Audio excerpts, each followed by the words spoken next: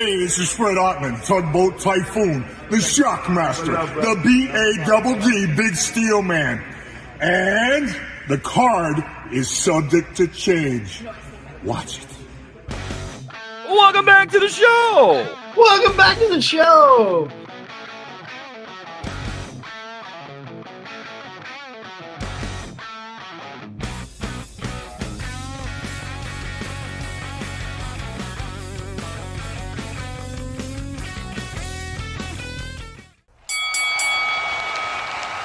And now, your hosts of the Card Subject to Change podcast, the For Frequency's Sake Tag Team Champions of the World, the Wizard CZ, and never wrong, Nick Bull.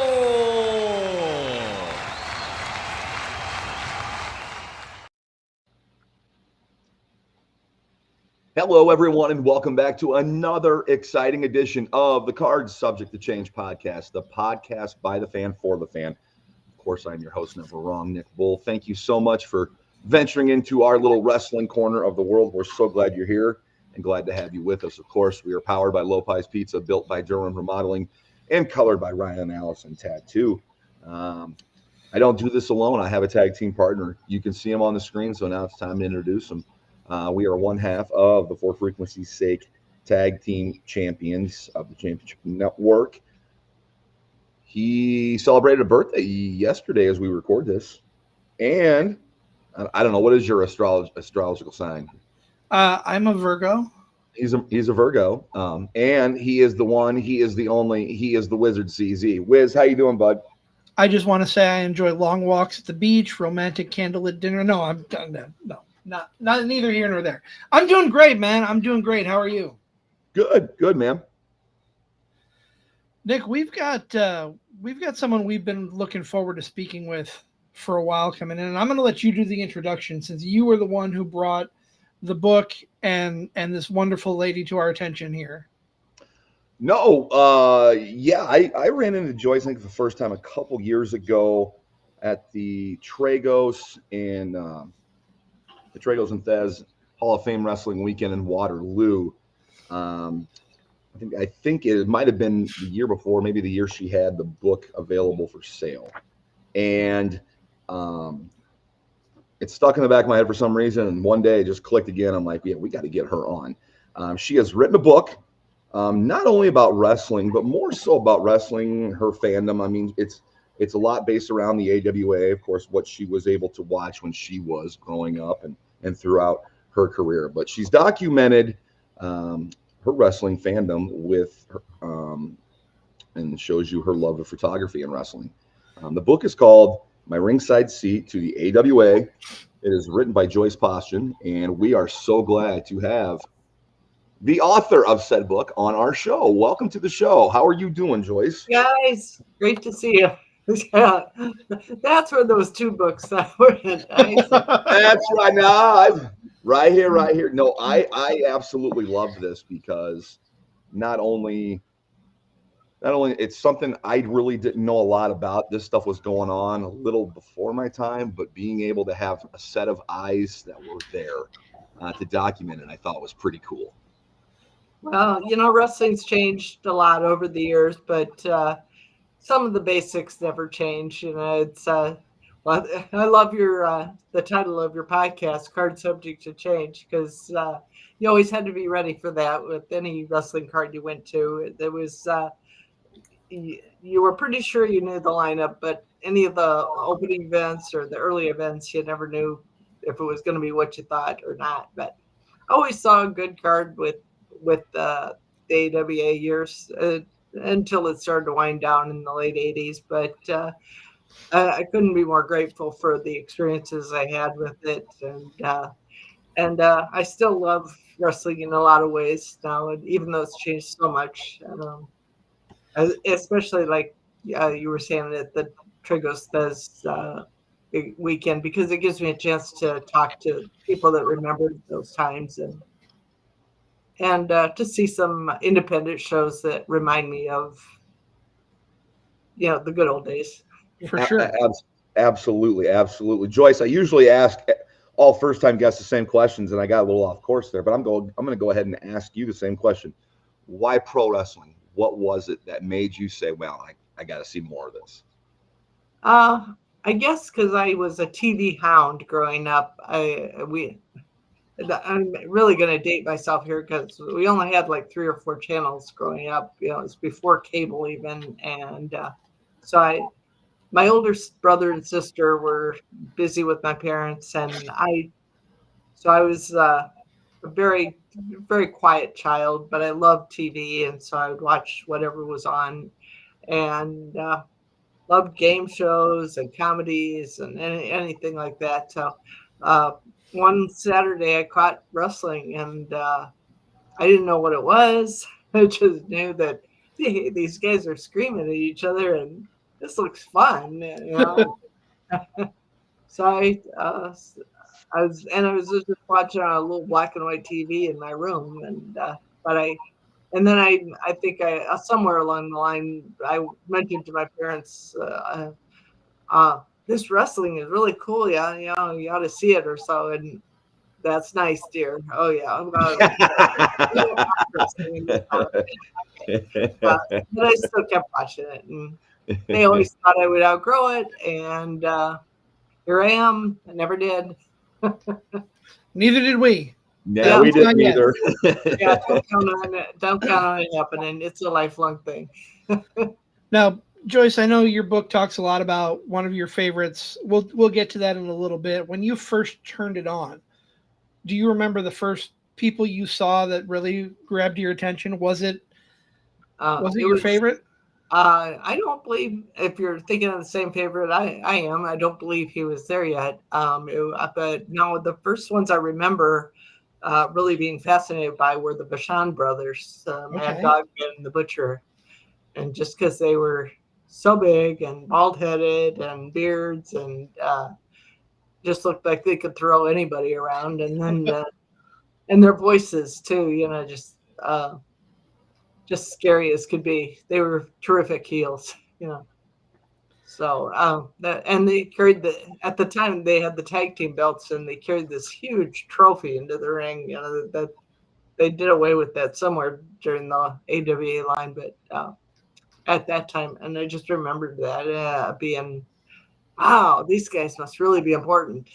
So, and then always the mask guys, Dr. X, Dick Beyer, the Destroyer, who also wrestled as the Destroyer, was around, and I love Dr. X because it was like such a mystery. Who is this guy, and what does he want, and why can't he get a title shot? And, it was great. Is that what drew you to the masked wrestlers? The mystery behind who they were? Yeah. I never really. I was hoping to figure it out all the time, but without too many friends that watched wrestling, and I was ashamed to admit it at the time that I watched it to my school friends. But I relied on the wrestling magazines, and of course they were all kayfabe and didn't tell you much. So it was many years before I found out who they were. I didn't even know Dr. X and Destroyer were the same person. So. I really, the first story that hit me in this book, I believe you were talking about like a big show you went to at John O'Donnell Stadium. Right. And just being there, and the fact that Andre the Giant was there, you know, like just one of maybe the most polarizing figure in professional wrestling history. Everybody knew who he was. And here he was in Davenport back in the 70s wrestling, you know, at the stadium. I thought that was such a cool story. That's what was so cool about the AWA is it was such a smaller circuit in those days than what the WWE does nowadays, going coast to coast. And you could see the same guys every 3 weeks sometimes when you were on the circuit, and they would bring all these big stars to Davenport or Moline, and Andre was always a huge draw. Sure. And he'd usually come in for the battle royals, and they maybe one other match against some heel, and he was just just phenomenal. I never saw him where I wasn't just jaw dropping, like, I cannot believe how big this guy is. And I guess he wasn't really as tall as what they advertised, but trust me, he was huge. And I think it was the fact that his head was so big and his hands were so big that just made him seem like he was taller and a giant. Sure. So, Yeah. Joyce, I wanna ask you. Your book has tons of great pictures. So, if our for frequency's sake tribal chief is watching it, this would be a good read for him because of all the pictures. Just throwing that out there. But was wrestling a big part of your love of photography as well? Yeah, I would say that was the reason for my love of photography. I had to find a way to get pictures of these guys for my scrapbook or just to have there. And so I started out taking some pictures at Ringside. Once I got going with some friends, I was my first time going was for my birthday when I was 13, and my mom took me, and I didn't have a camera at all then, and I wished I would have had one to remember that night, more. All I ended up with was a lineup sheet. But later, when I was sitting at ringside, because I try to get ringside seats as much as possible, I had a little pocket camera that I would take, and it was film in those days, so you're limited to how many you could take, but I wanted, even though they weren't that great, I wanted the pictures for my collection, my own personal collection. So, and I started looking at them and looking at the pictures in the magazines. I thought, my pictures are not anything like what's in the magazine. I got better. And so I talked to some of my friends there, one of the guys that did shoot at ringside, and he said, well, you need a better camera. So I saved up my money, got a better camera, and learned some tips about going up to the ring during the introductions and when to, try to shoot the picture so that you wouldn't get the backs of their heads. And it seemed like I was always a half second too late when I was taking the pictures at the beginning. But anyway, that was. I love photography now for nature photography and eagles and sunsets and things like that, and just to go on vacations. But I would say wrestling was the primary reason I wanted to have a better camera. So I want to ask, do you now, with the advances of cameras and photography, do you wish you had a digital camera back in the day, or would you prefer? I have thought about that sometimes over the years, and in a way I would, because there were so many shots that I missed that I wish I could have had more of a chance at, like, especially if somebody's eyes were closed. It's like, oh, if I could have just taken one or two more to just be sure, like, that everybody's eyes were open. But during the match, I think I would have missed the entire match because I would have been shooting pictures the entire time.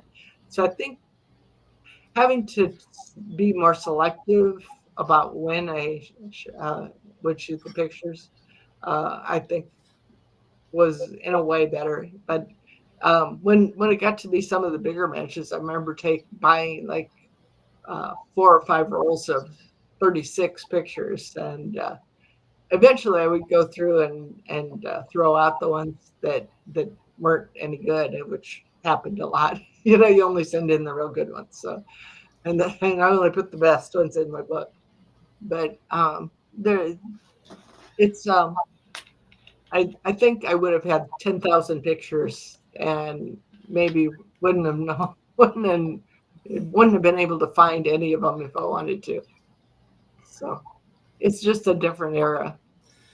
And we're very spoiled nowadays with our cell phones and the ability to take 9,000 pictures and pick and choose which one is the best of them. Yeah.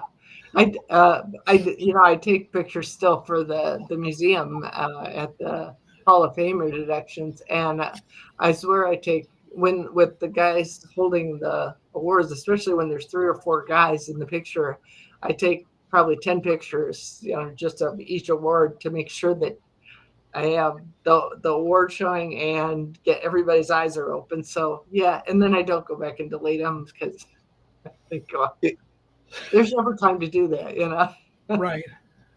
We talk about the technological advances here in photography. I just think the advances of just conveniency and how easy it is now to keep up with the real product. I mean, this book and your fandom, just like a lot of fans from the same time period, your fandom is a commitment.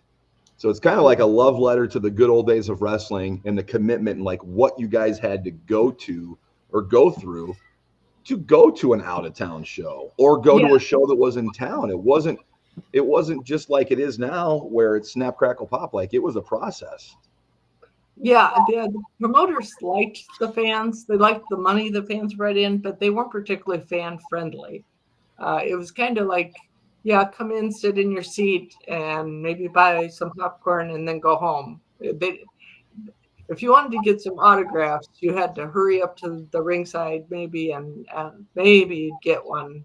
But then they would shoo you away. After the matches, everybody was shooed away. That there weren't any meet and greets, you know, or anything like there are today. I'd love that there would have been. The other thing I was going to say about cameras is my eyes were good enough in those days that I could, without my glasses, I could do manual focus, you know, and the automatic focus on some of the phones now or on some of the cameras, it focuses on the wrong thing. Especially if you're trying to do action in the ring. I mean, I know there's different settings you can do to have it focus on the right thing, but I find myself that now I can't really do action shots when they have the independent shows. I pretty much just have to wait for them. And the thing is, like, everybody gets up on the top rope ringside when at the beginning of the match and at the end of the match. It's like it used to be only the champions did that. Now everybody does it. But anyway, it's easier to get post shots nowadays. So yeah, there's good and bad. We are joined by Joyce Paustian on the Card Subject to Change podcast, the podcast by the fan for the fan, part of the For Frequency Sake podcast network. We are powered by Lopez Pizza, built by Durham Remodeling, and colored by Ryan Allison Tattoo. Joyce, I want to hear your stories from the road about, there's so many names that are legends in the business to guys like me and Nick. Like, I loved reading your stories about Bobby Heenan. One of my favorites of all time. Yeah, Bobby was a stitch, I'll tell you. You just, even if there were people that hated him, but even he would just be so quick with a quip or something that you just couldn't help laughing when he was around. How he came up with all these comments, I don't know, but and I have to say, not all of them were very complimentary to people. Sometimes I tried to leave that out of the book because not that people would be surprised that Bobby said that, but I just didn't want. He would say, you know, he wasn't afraid to say what he thought about a certain person or what his thoughts were about a fan or something. So but you just couldn't help but laugh and love him for it because he just was, and he really cracked up the rest of the wrestlers too. I've talked to Baron von Raschke, Jim Raschke, several times, and he's told me how much he and Bobby were good friends on the road, and just laughing all the time. And Bobby told me some of the stories about Nick that, you know, how some of the, you know, Nick always used the big words and liked to have the educated interviews. And Bobby used to tell me about how all the wrestlers got tired of listening to him. And like, okay, Nick, enough, you know, we don't want to hear it. Because Nick could ask endless questions about, I know when I'd have him in the car, he'd just go, now, where do you work and what do you do and why do they do it that way and and what's that building over there and oh really, what do they make in there? And half the time I didn't know what he's talking about. I was like, I don't know, I live here, dude. I don't know what that building is. But it's like and Bobby would get on him and say, Nick, just let it go. So, but Bobby was always fun, and I tell a story in the book about how one night while driving him, I had an egg thrown at my car by a fan because I guess they thought I was friends with Bobby, which I was, but I didn't know it was going to be hazardous to my car. So, and Bobby didn't have too much sympathy. I guess he'd had that happen to his own car a couple times. So he said, "Well, they really shouldn't have breakfast on your car." And I just remember after they left that night, I was stuck trying to scrub the egg proteins off the hood of my car, and it took some paint with it. And I had a scratch for a long time, and later I came around to being very proud of that and saying, yeah, that's where I had egg thrown on my car because of Bobby Heener. If I remember, that was in the middle of winter too, so it was frozen. Yeah, it was February. Yep. And so I was trying to take so I would take some boiling water out there to try to scrape it out because I didn't want to wait till morning, and it wouldn't come off, and then it kept freezing up. The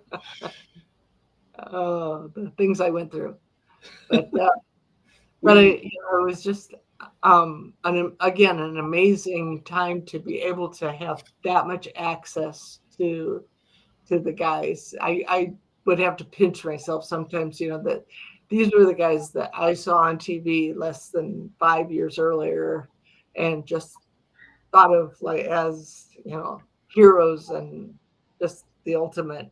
If I could just meet them, wow, that would be so cool. And here I was driving them around or laughing with them at the airports or whatever. And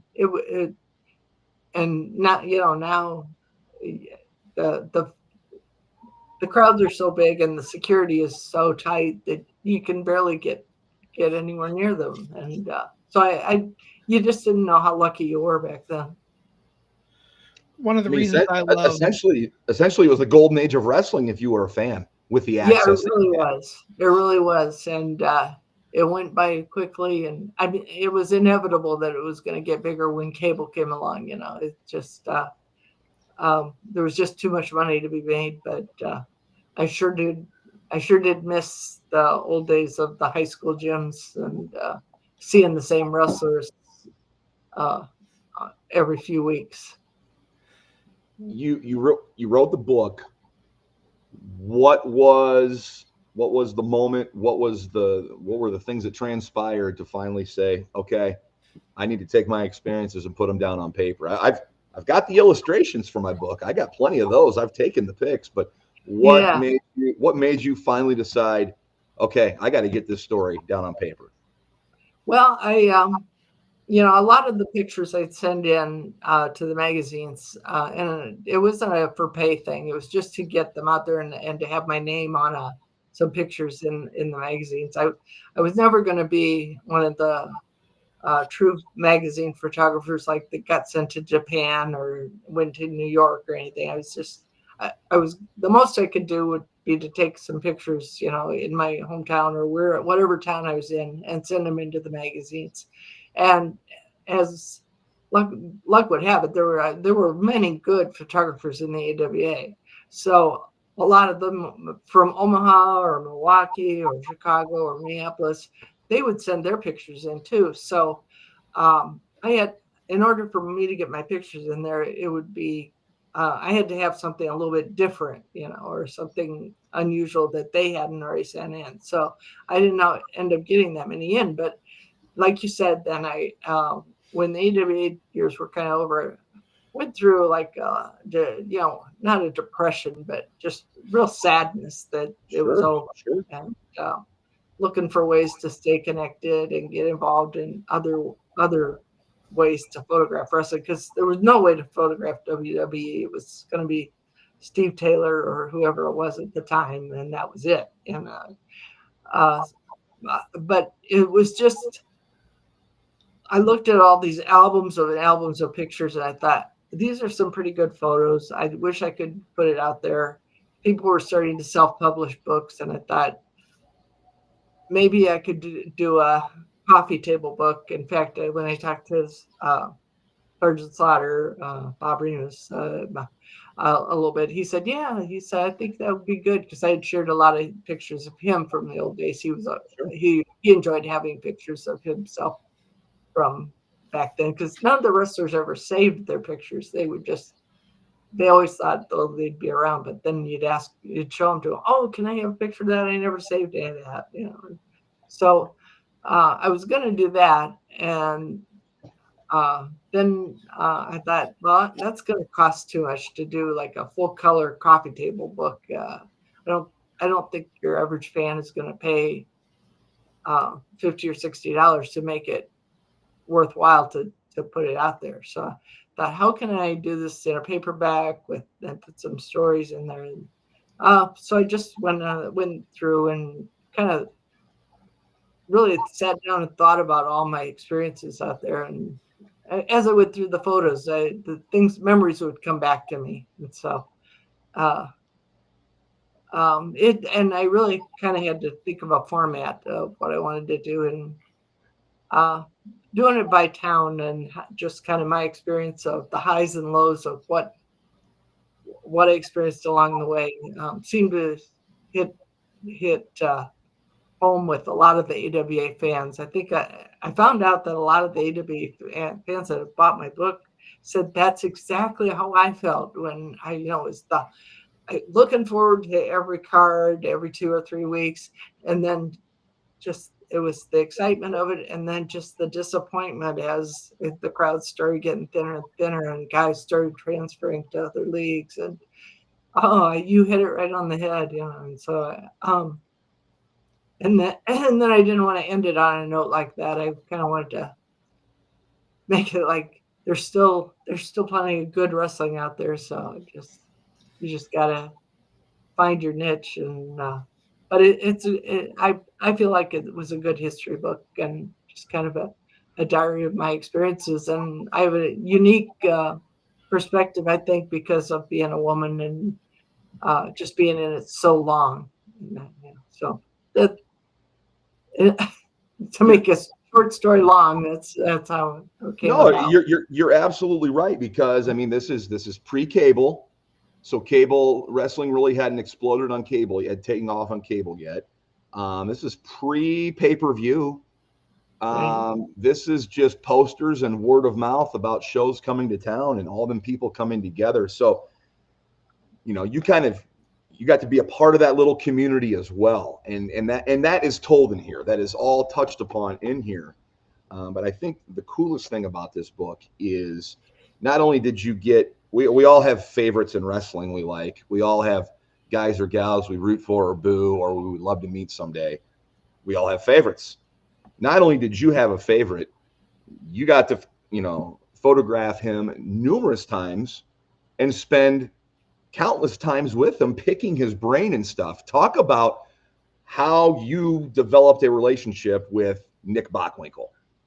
Yeah, Nick was unique. He was really almost like a father figure to me at the beginning. He was very aloof, as he was supposed to be as his character. But I think he saw something in me that kind of like, this girl is way too young to be hanging around with all these guys. I better kind of make a point of pointing her in the right direction. So yes. And as I got older, I kind of came to appreciate that more. So, but he was, I was always tongue-tied when I was talking to Nick as a teenager. Right? Mr. Bockwinkel, could I have an autograph? And then he'd say, yes, dear, I suppose so. And then he'd say, how many is this for this year? And then he asked me, like, what do you do with all these autographs? I think he thought I was selling them. And I was like, no, I have them in a book. I keep them, and I would never sell them. Are you kidding? Yeah, right.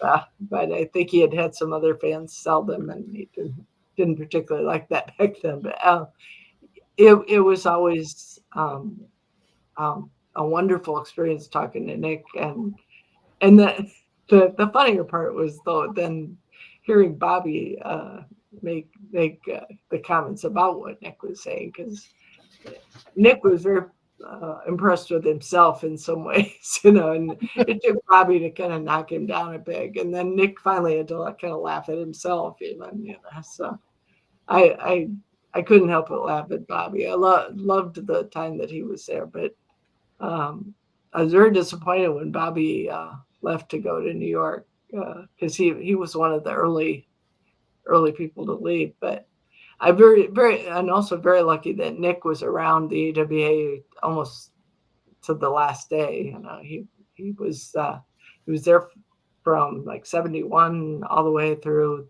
the end years, like in 88 or 89 almost. So I did have a lot of chance to see him, and then getting involved with the Cauliflower Alley Club too.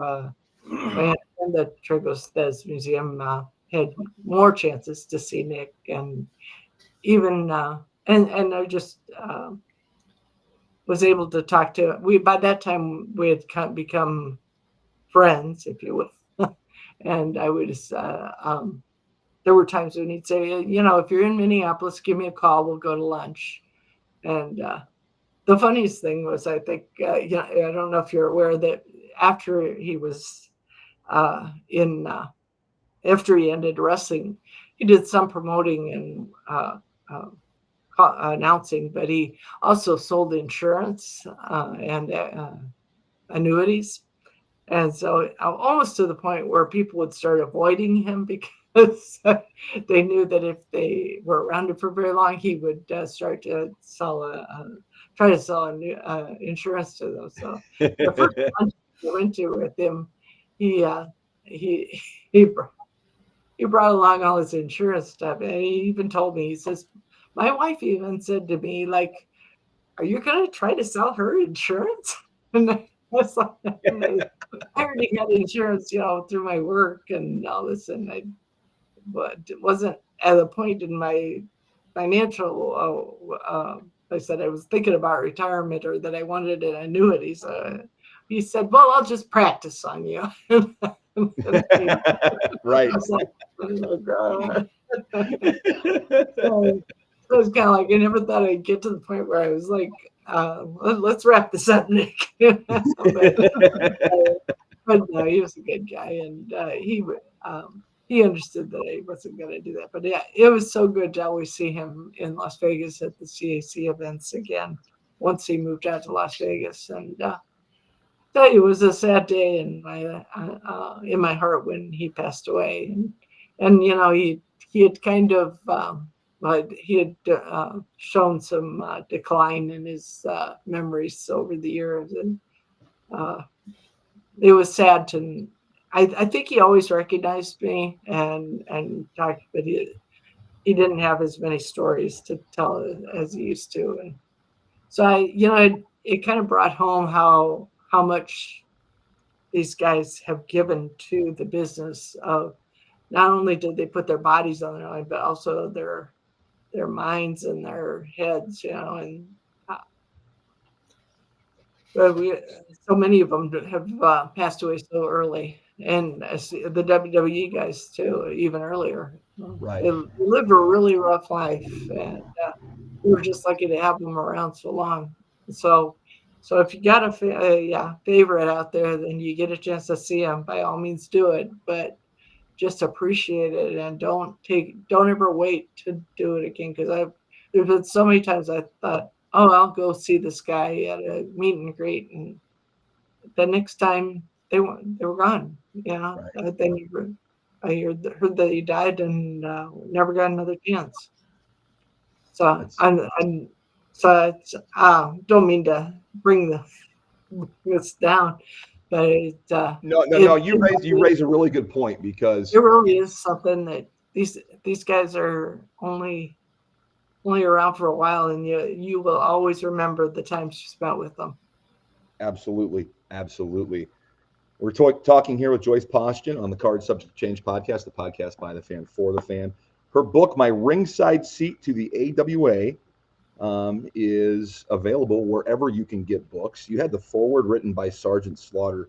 I was going to mention, along with Nick Bockwinkel, it seems that you had a very good relationship with Sergeant Slaughter as well. And that's cool that he wrote the foreword for your book. Yeah, that was. I was nervous about asking him because I knew he had talked about writing his own book someday, and so I told him I was thinking about doing this, and he said, "Yeah, that picture book would be good." And I said, "Well, I think it's going to be more than a picture book. I think it's going to be some stories." He said, "Would you be upset if I told some, positive stories?" But I said about stories about when you were in the AWA and Sure.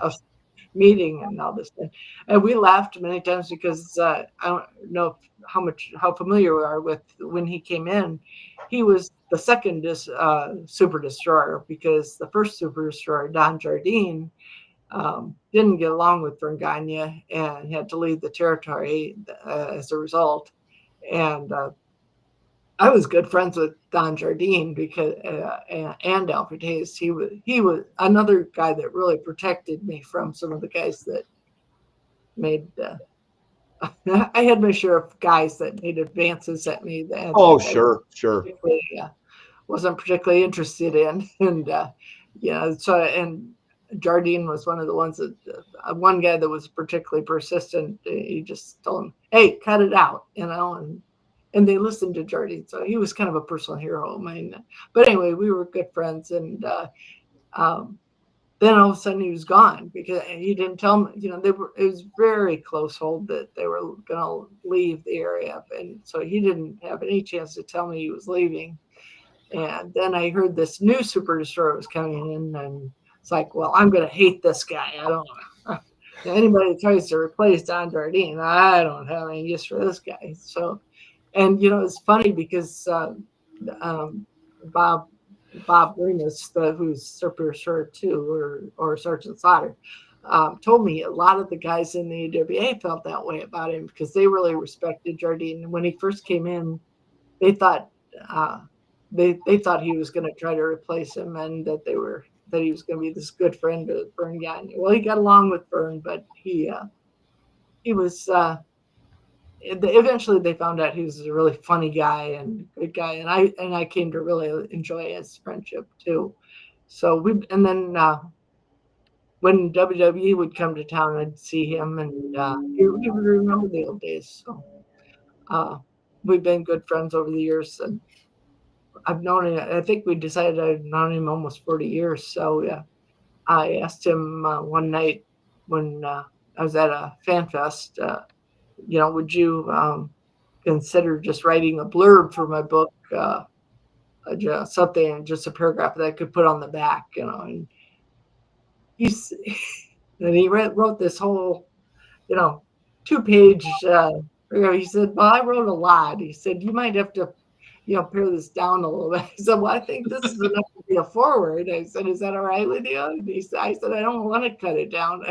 So he said, sure, it's fine. Whatever helps you sell the books. I said, well, I'll put that on the cover. And so he's, and times when I've been at his fan fest, he's allowed me to share his table to sell some of my books. And he's always telling, when he's selling his memorabilia, he'll say, she wrote a book about that has a whole chapter about me, and, right.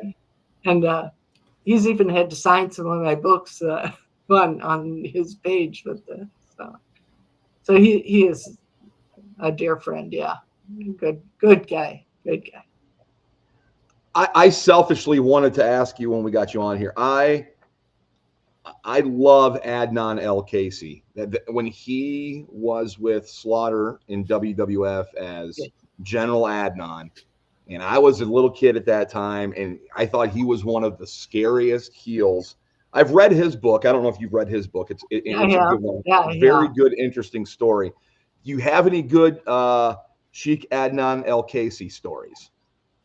When I was a little concerned about him too, but Nick introduced me to him when we were up in Rockford at the airport the first time he came, and I didn't realize that Nick and Adnan had been good friends all through Hawaii. Adnan wrestled also as Billy White Wolf earlier in his career, and so they had known each other in Hawaii, and I think Adnan lived in Hawaii for a while, then later in his career. But he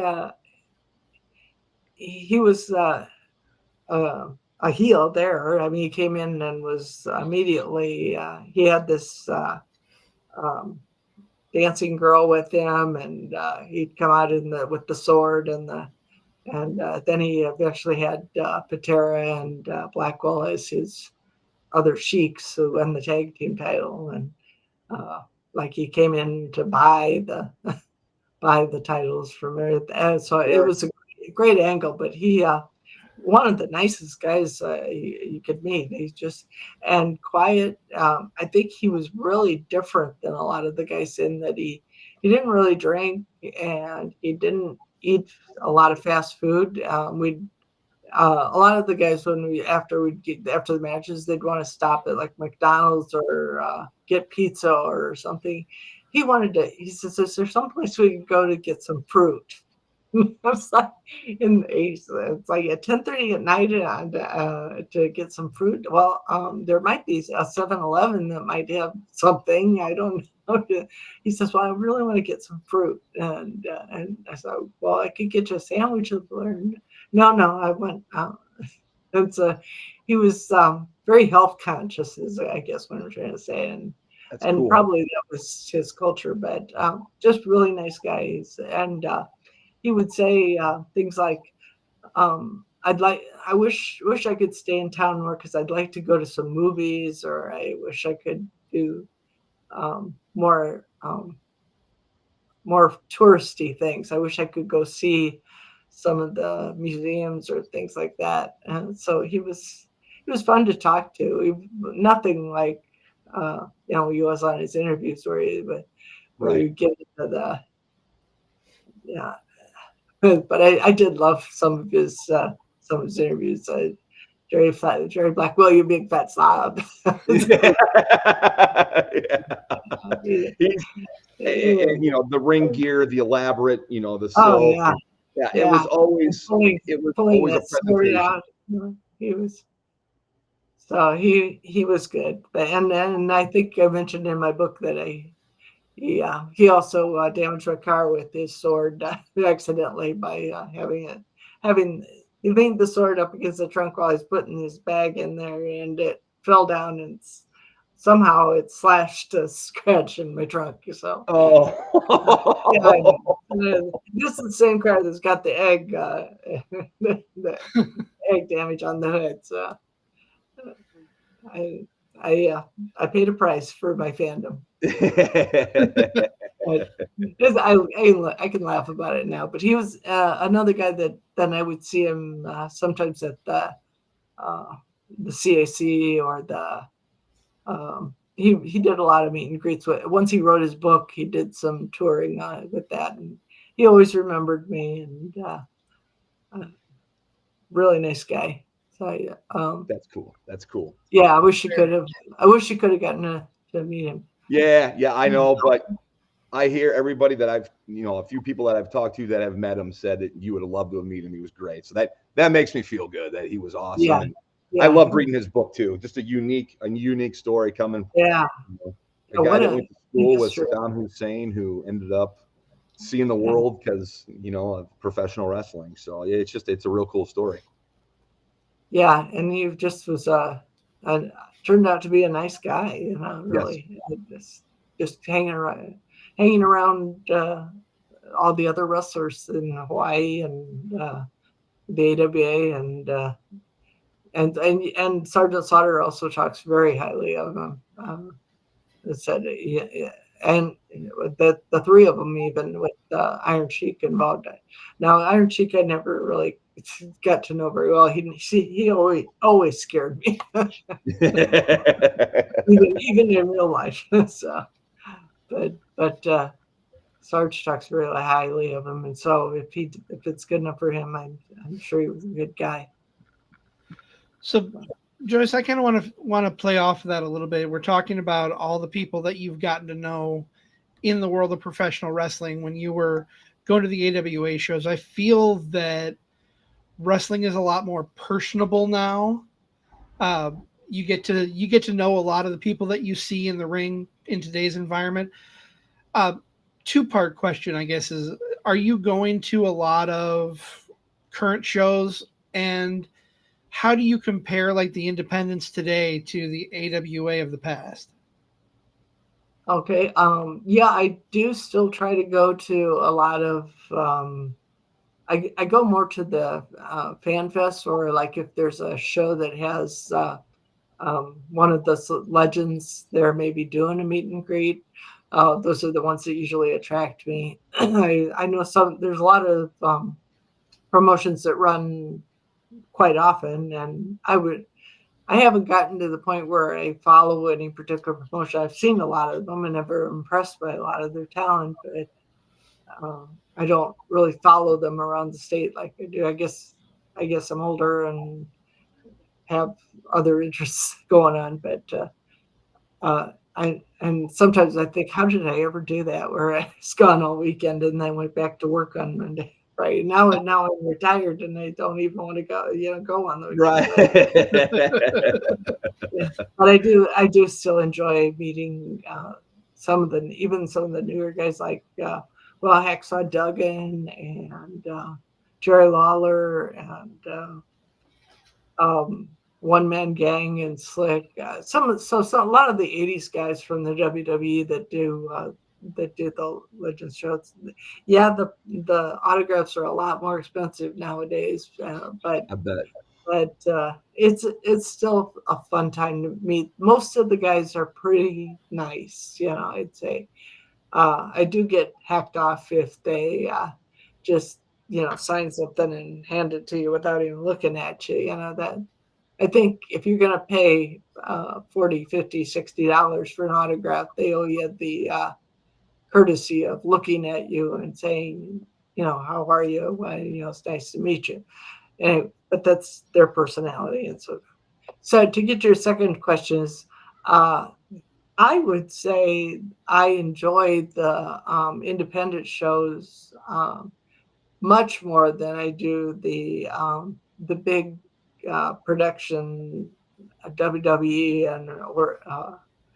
now it's AEW. It used to be WCW, but with to me, the pyrotechnics are nice and all that, but it's overdone. I don't like the huge crowds where you're maybe up in the nosebleed section trying to see what's going on, and the interviews are really slow, and I like the fast pace of the independents. I think they do. Some of the talents are phenomenal.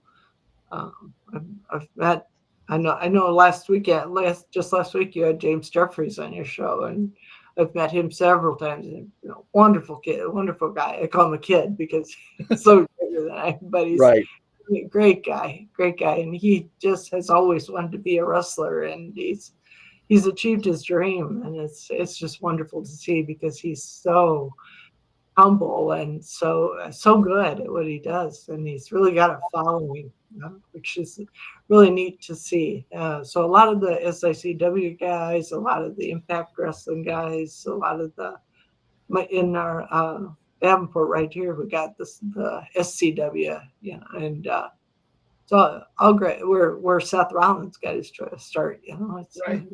So it's great, and they all. I don't know how many of them will ever achieve their dream of going to the big leagues and that, but I hope they're enjoying it, and I hope they don't take too many chances to get hurt. That's what worries me. Every time when I see a an independent guy taking too many chances and trying to emulate something maybe they shouldn't do. So, but overall, I like that much better than WWE. So. I can't agree more. I would rather sit within the first few rows of an independent show than anywhere in an arena for one of the big dogs. I can watch the big shows when I'm at home or when I'm over at Nick's. We can watch the big shows all we want. And we review the big shows on our show here, but to me, it's a different feel and a completely different atmosphere when you're at these independent shows. It's a lot more intimate. You get to know people a lot better, not just on a wrestling level, but on a personal level as well. Yeah, I agree. It's much, and the atmosphere is just more of a family atmosphere than the we're just here to sell you stuff Right. that you get at the big shows. And I know it'll probably never revert to what it was, but I'm so glad the independents are still around. It gives me hope that people will still want to see the smaller shows. And it selfishly even gives me a chance to sell my books at a show. Absolutely. Come on now, you're thinking like a wrestler now. Yes. And that's a perfect transition where if you're not at a show and people want to buy your book, where can we find you to make a purchase? Yeah, I actually handle them all myself. I looked into having it at the local stores like Barnes and Noble and also on Amazon, and they all want to take 40-50% of your profits. So I just kind of decided, for what I'm going to sell, I think I can handle it ourselves. So I have a website. It's if you can see my name, it's Joyce without the space, joycepaustian.com. And you just go there and it's real easy. All you got to do is click the order now, and it's all through PayPal, and it will come to you in less than a week. Chances are, assuming you're in the U.S. So it's I've sold over 250 books through the mail, in addition to probably over 100 I've sold at the shows. So the only difference is you have to pay a little postage, but not much. It's a relatively thick book, but they only charge me $5 for media mail to mail this out. So I've been told that a lot of other guys are charging a lot more for the books, and it's a pretty thick book with a lot of photos in it for hopefully a value of $20. So and I'll sign it free if that's what they want. If I will, or I will not. I even had one guy say, "Please don't sign it." Okay. So I was like, "Oh, that's fine." But I can personalize it. That makes a good gift for Uncle Tom or Uncle Bill or whatever, or if you want to, I've had Aunt Joyce. Yeah, exactly. If I hadn't written this book, I would want this book. That's right. And it's such a great peek into the history of pro wrestling, especially here in the Midwest. I can't recommend it enough. So thank you, CC and Nick. I appreciate that, and I hope people will appreciate the history of it and just a peek back at how things used to be. I know it's kind of like those guys were wrestling before I was born, but you know what? It's going to happen to everybody eventually. Yeah. That's why I say the time really flies, and sometimes out there today will not be wrestling in 20 years. And I'll just go on record and say that sometimes the wrestling of the past that you maybe didn't get to see growing up is some of the best wrestling you're going to find. Yeah. It was a whole different era, and it's hard to imagine that it was like that. I probably wouldn't have believed it if I hadn't seen, but it for me, it just really feels like it really was that I really was a fan at the best time ever. So, and I think all fans will feel that way, but I think we really were. So. Well, Joyce, I want to thank you so much for being a part of the show.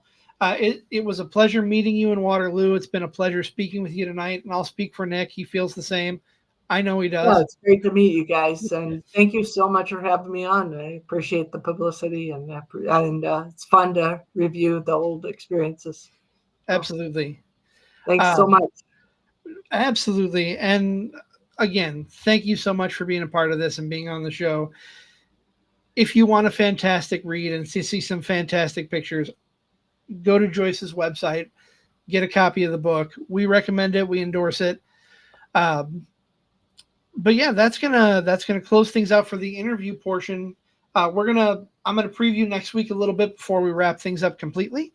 We will be at a different time next week, but only because there's a couple of big events going on. We got All Out in the afternoon. We got WrestlePalooza in the evening, and we're going to be watching those at the Highview, I would assume, and broadcasting from the Highview immediately following. So it'll be a Saturday night late episode. If you like to stay up late, catch us next Saturday. Full day with AEW's All Out in Toronto. And, of course, WWE with WrestlePalooza in Indianapolis. This will be the first ESPN-based premium live event. So I'm selfishly kind of looking forward to that part to see how ESPN handles everything. I'm sure they're going to do a great job. But, I never thought 20 years ago that ESPN would be wanting to have a showcase like this and then promoting it and showcasing it. So it's kind of cool how time changes like that. But definitely looking forward to next weekend and the big wrestling going on. Will this be bigger than the Netflix premiere, Nick? I think it could be. Like they treated the Netflix premiere like it was kind of a WrestleMania with how they handled it and the card and stuff. I think they're probably going to do the same thing here. They definitely want to leave an impression. 100%, I agree. But that is going to put a bow on this episode of Card Subject to Change. As always, we are the podcast by the fan, for the fan, powered by Lopez Pizza, built by Durham Remodeling, and colored by Ryan Allison Tattoo, and a very proud part of the For Frequency's Sake podcast network. We will see you next time right here on Card Subject to Change.